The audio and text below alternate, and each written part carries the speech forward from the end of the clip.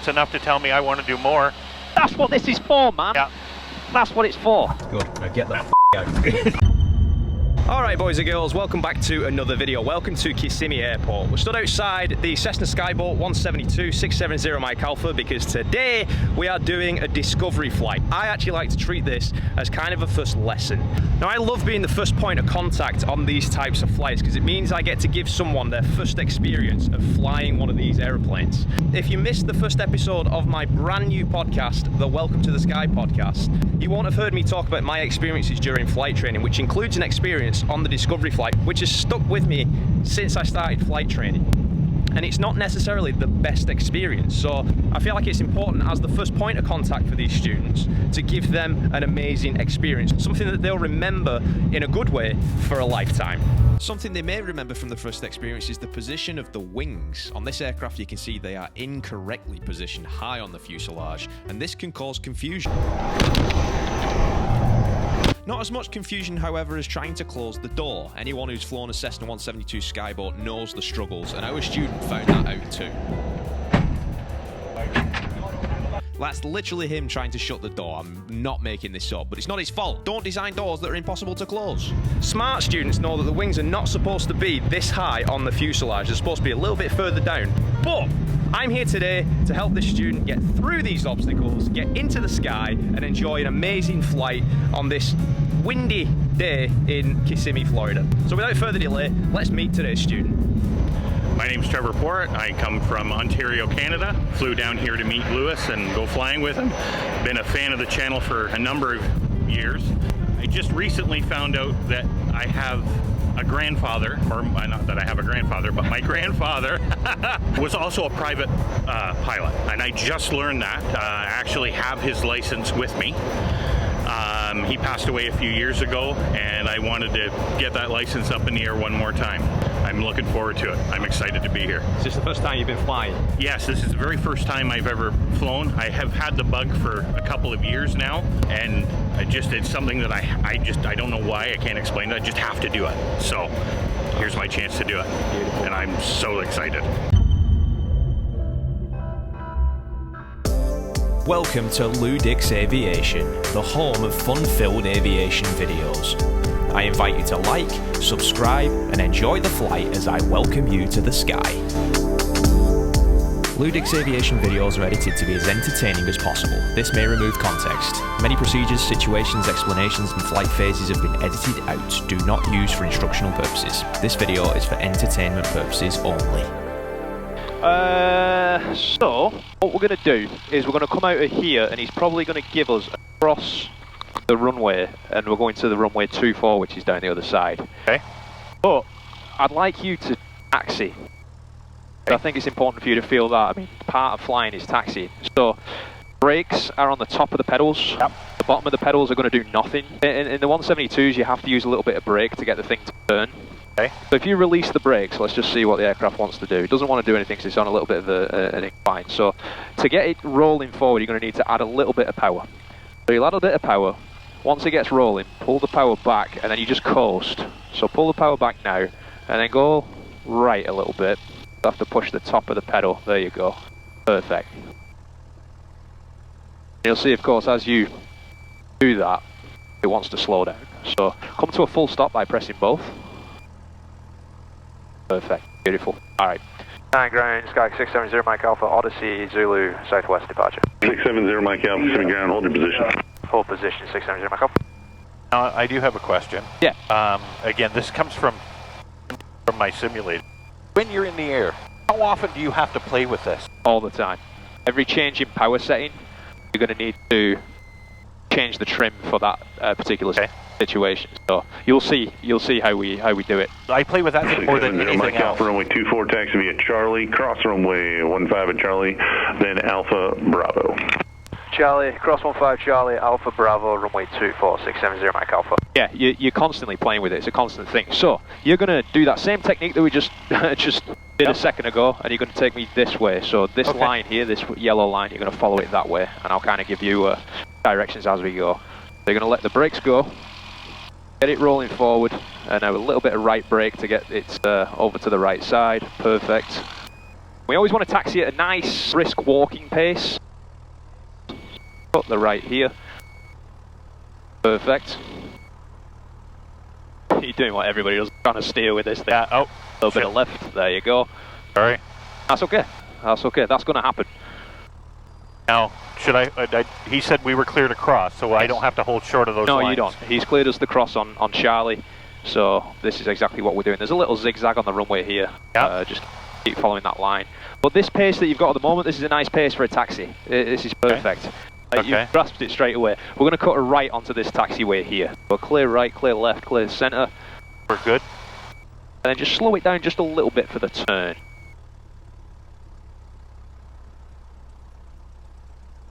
There you go. Perfect. Perfect. The reason it sped up, we had a tailwind there coming across the runway. So it just sped us up a little bit. Now you're just coasting. Sorry, I haven't. He's going to think we're drunk. Pull it over to the right a little bit. A little bit of that right brake. There you go. It's tough at first, right? It is. It is. It's harder than. It's way easier when I do it with my fingertips. Yeah, you were doing better when this was steering. It's tough conditions today, so. Well, with this much wind, yeah, for sure. Are you feeling any sort of nervousness or anything? No. Oh, I'm in good hands. I've seen you enough that I know that you're not going to kill us. You like your life. I do. Yeah. I like my life and I like working on my YouTube channel, so I'm going to try and continue that after this. Yeah. I'll try not to wreck that for you. Yeah. So you're going to do the takeoff. On the takeoff roll, you've probably seen in the videos where I'm telling people to use one hand on the yoke, one hand on the throttle. So it'll be left on the yoke, right on the throttle. As I tell you, smooth, full power, and then you're going to hold your hand, kind of just pushing this. As we increase speed, you're looking for about 55 to 60. You'll feel the aircraft become light, and as you pull back slowly, it's going to come up. You mentioned to me once we were walking out to the plane that pitch for airspeed, power for altitude. We want to climb, right? So we've got full power in there already on the takeoff. You just have to pitch for a particular airspeed, which is 79. So if you can keep the airspeed around 80 on the climb out, that'll be fantastic. Now, the variable here is the wind. It's quite windy, so this being a high wing monstrosity, the wind is going to want to get underneath the wing and kind of push you from side to side. Yeah. It's your job to keep the nose centered and us going straight out. Okay. I'll be here to help you. I actually don't think you're going to struggle with it. You've got simulator time, so we'll see how it goes, but I'm here with you every step of the way. Hey, so, appreciate that. Give me a pre-takeoff checklist, please, sir. Flaps at? Flaps to 0. 0. Mixture is rich. Yep. Landing light is on. Yep. Transponder. Cool, is squawking altitude. And door closed and locked. Cool, right. I'll pull us up to the runway. We're doing it. I'm sorry to reach between your legs there. Getting friendly, that's how Discovery flights go. Runway 24 is confirmed. Cherokee 433 Charlie, midfield west downwind, requesting full stop. Down the centre line, and 242424. Alright, smooth application of full power.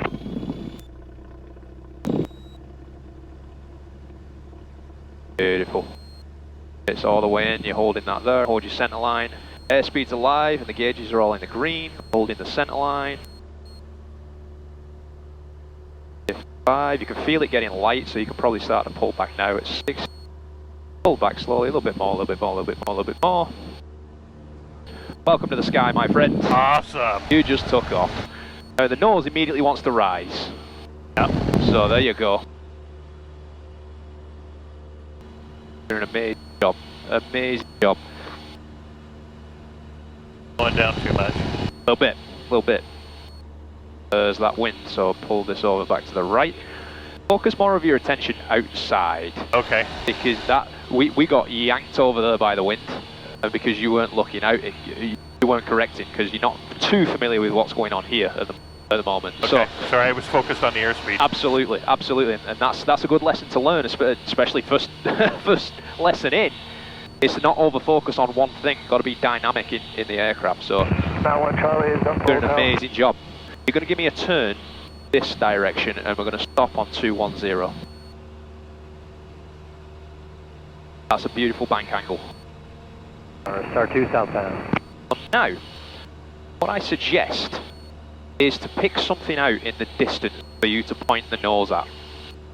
That's going to help you maintain a certain heading rather than, you know, kind of coming back in here and looking. So, me a little bit more of a turn to the right because we've gone a little bit further south than we want. Let's make sure that power's pushed all the way and that throttle's all the way in. Oh, you want it all the way in? Yeah. We're still climbing. Okay. We want that all the way in there. There we go. How are you feeling? All right. There's a lot going on. A lot going on, right? Yeah. They just don't want to kill us. No. We're in no danger. No danger. Did a good job of that. Perfect. All right, we're coming up to 1,500 feet. What we're going to do is we're going to level off the nose. So you're going to push the nose down towards the horizon. Now you see right there where the horizon is. Yeah. And now you're going to pull the power back until it's about 2,100 on this. I'm going to help you feel a lot of pressures on this, right? Yeah. This is where the trim comes in. Ground 57, 460. So you've got the power set right there, that's perfect. Now, you take your hands off the controls for a second. The nose wants to rise. Yeah. So you've got to go trim it nose down. Sorry, let me get like this. So you're trying to find the balance now for the power setting that you've got. You're trying to find a trim that's going to help you go hands off and maintain the sight picture.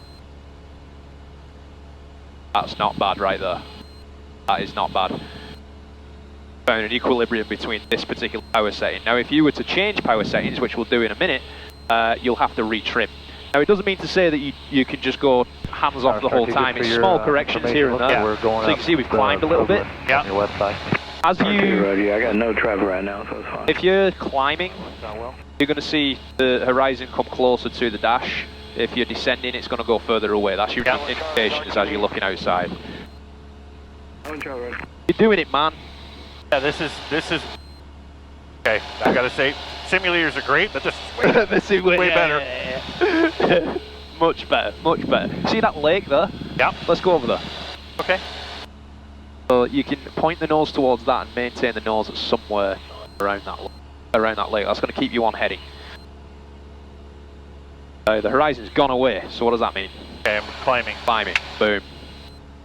Well, not boom, don't say boom. Yeah, no. We don't. Have you felt a change in the trim? Do you need more trim, less trim? How's the trim feeling? It still feels all right. Okay. Go hands off. So it's actually now, for some reason, trim nose up. Did you see how it's staying up? Okay, but the ultimate. Okay, so it's going up a little bit. It's going up a little bit. So you'll need to set what you want. Tell the aircraft, I want you here, and then trim for that for that picture. A lot of people use the trim at first as a primary flight control, so you just do that to set the pitch. That's not the way it works. You set the pitch with, and then you do the and then you trim accordingly. Exactly. It's a secondary control. Now you heard a change there in the sound of the engine. Yeah, exactly. That's your indication that something has changed. The engine power has changed. So, anytime there's an engine change or a power change, you're going to have to retrim. And that's the thermals of Florida. Yeah. Ever so slightly rising. Yeah. So you're going to have to pitch the nose down just a touch. Oh, he's got it. I'm looking directly at the horizon. It's not moving in relation to the dash. Like I've got the dash in my peripheral and the horizon in my view. That's beautiful, man. Nice. That is the foundation of everything that you're going to do in flying. The trimming to relieve the control pressures, whether you're taking off, whether you're landing, whether you're cruise, no matter what you're doing, even in a steep turn, you trim so you can relieve your control pressures. That is the foundation of everything. So if you can become best friends with that trim, you're gonna nail it. And look, you've got it set, and you're not deviating from this. Oh, that's a good thing. That's a Canadian for you. All right, I'm gonna f you up now. We're gonna climb. So every time we climb, we're gonna go full power and just pitch up a little bit. We don't need to climb at 80 knots this time. You can climb at around 85, 90, just extra cooling for the engine. Called a cruise climb. So full power, and we're gonna climb up to 3,000 feet. Okay. All the while maintaining our heading, which we are going towards the lake, so we're glorious on that front. I like what you're doing though. You're gentle enough with the controls, and you're just holding the yoke with one hand. You're not over controlling stuff. That's important. Now, as we're climbing, you see the ball here is outside. What do you think that's telling you? Telling me I need to rudder left, rudder right? Rudder right, right rudder, step on the ball. So if you push the bottom of the right pedal to keep that ball in the center, Yeah. that's going to give you a coordinated, that's going to give you coordination. Okay. In a climb, you've got left turning tendencies all over the place trying to pull you to that left side. So coming up to 3,000 feet, we're going to go through that same level off procedure. Okay. So it's going to be nose down, power back to the original power setting, retrim as necessary. So nose down towards the horizon, push it, push it. As you're doing that, pull the right hand back, pull that throttle back, perfect, right there. And now you retrim to maintain this view as you need it. Again, set what you want with the yoke and then trim. Set what you want, trim. Glorious.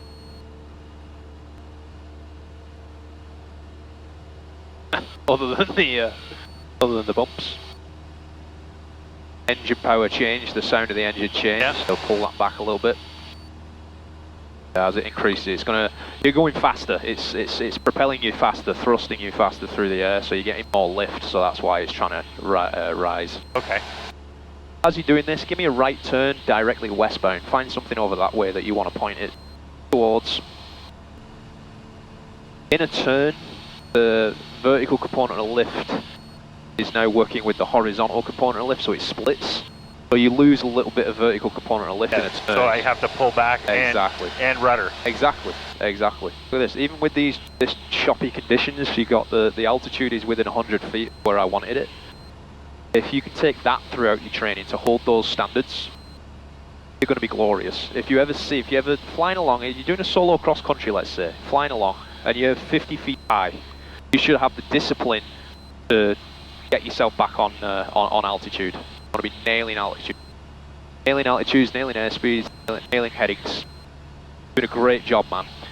Alright, we're going to glide this thing, okay? Okay. So, What's again, the best glide speed? 69? 65. 65. Okay. It's going to take you pitching up and then trimming again, just like you do for the level off. You're just going to do the opposite. It's going to be pull back and trim, and you're going to trim it nose up. So okay, we'll do that now. Let's do this. So we've lost the power. So you're going to hold the nose up, hold it back, hold it. As you're holding it back, you can spin that wheel down. There you go. And you're just waiting for it to get to 65, and then you're going to try and maintain 65. If you see the airspeed going too low, you're going to push forward to maintain the 65. Glorious. Down. There you go. Perfect. Doesn't have to be bang on. I'm not looking for bang on today. There you go. Push the nose down a little bit. Push it down. As you're doing it, give me a right turn back towards the leg. Just to make things even more difficult for you. But you see how tranquil this is. Yeah. Like it's not falling out the sky. Perfectly. When you see that kind of like the sandy water area over there, yeah, we're going in that direction. That's where we want to go. Okay. Beautiful, man. It's easy. So you see how, like, if we did have a real engine failure now, how docile this aircraft is. Yeah, it becomes almost easier to Absolutely, fly. right? Yeah, absolutely. So you've got plenty of time now to pick somewhere to land in an emergency, plenty of fields around this area, and plenty of time to go through your procedures to try and restart the engine. In Florida, is carb heat that important down here? It is. It is, yeah. This aircraft doesn't have it. It's fuel injected, so it doesn't have a carburetor. Here's Simi Tower, Sky 670 Mike Alpha, sand pits with Alpha, full stop. 670 Mike Alpha, 17 tower, left down, 2, phone report midfield. Now, I do have a VOR question. Okay. Okay, so this is set up for your radio, correct? Yeah. And it tells you whether you're... Okay, so where is the airport from here? So this airport doesn't have a VOR on it. Oh, okay. Orlando Executive does. So okay, this is your OBS, your Omni Bearing Selector. You change that, you're changing which radial you're setting. See the needle swing? Yeah. It also swings to and from if you see indicator, so that would be from the VOR, this would be to the VOR. Okay. So if we spin this around with a 2 indication, and get the needle centered, it's telling us that to fly to the Orlando VOR, which is on the field at Orlando Executive, to get there is around a 030. We're heading that way. Exactly. Which Okay. matches up. You see all the cluster of buildings over there? Yeah. That's where it is. Oh, okay. So it matches up. So that's how you use a VOR. In theory, it's really quite simple. Let's say you wanted to intercept this here, which I'm not going to get into which radial it is because it can be confusing without writing it down. But all you do, if it's set up correctly, you'd fly towards the needle. So you'd set 30 degrees off in this direction, go that way to intercept the radial, and once it's centered up, you turn to the heading and that's it. Okay, and then you're lining. Okay. Exactly. All right, brother. My controls. Absolutely your controls. You're done.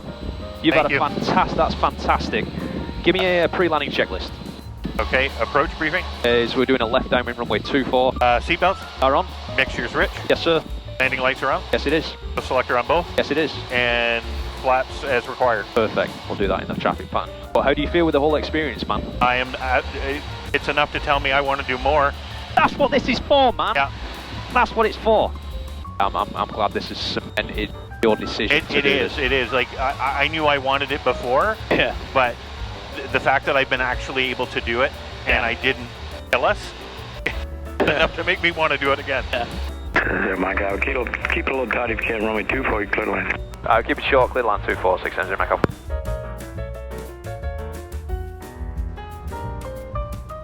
Alright, got my speed, don't need to look at that anymore, but I'm going to keep a little bit of power in there We're going to just your left, or turning right base. stabilise a little bit. There we go.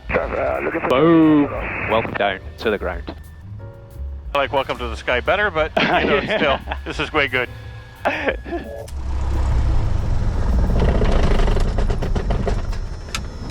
Perfect. Glorious, man. Thank you very much. You have no idea how much of a pleasure this is for me. I'm so happy for you, I'm man. honest, this I'm is just so happy. amazing. Like, I love doing these flights because, like, I'm your first point of contact to show you this stuff, and it's so cool to hear that, like, you're raring to go after this flight, because you might have come up and hated it. You know what I mean? But it's so cool, man, to be a part of. So thank you for letting me be a part of it. This has been amazing for me. Good. So good. Now get the f*** out.